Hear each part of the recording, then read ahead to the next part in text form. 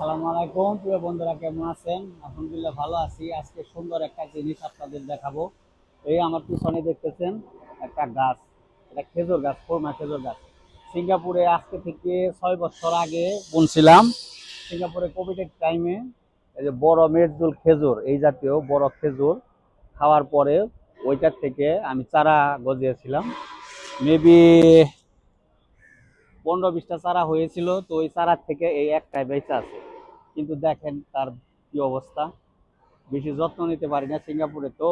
আর দেখেন এই যে এই এরিয়াটা এরিয়াটা মনে করেন এই শনিবার হলে, হলিডে হইলে ইন্ডিয়ারা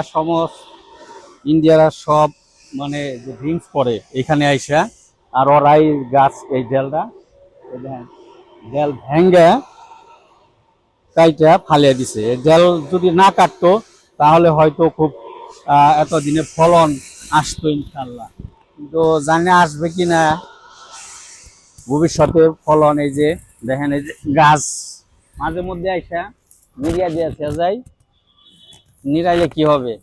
এই যে লোকজনে মনে করেন যে ঢালাই এই সারও বেশি দিতে পারে না। তো বন্ধুরা, যারা এই এই মানে খেজুর গাছে কাজ করেন বিদেশে, সৌদি আরব বিশেষ করে, তারা আমার একটু জানাইবেন যে এইখানে কি সার প্রয়োগ করলে আপনার অতি তাড়াতাড়ি খেজুর আসবে, আমার একটু জানায়েন।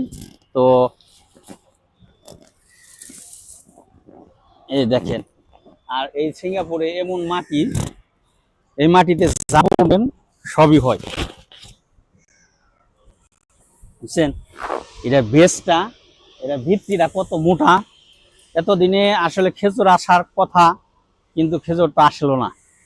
জানি না ভবিষ্যতে আসবে কিনা। আপনারা যারা বিশেষজ্ঞ, হ্যাঁ, তারা একটু জানাবেন আমাকে কমেন্টের মাধ্যমে।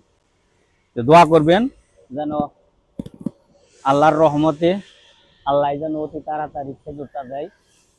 খেজুর আসলে আপনাদের আবার আরেকটা ভিডিও দিব। দেখেন, জানাবে না, ঠিক আছে?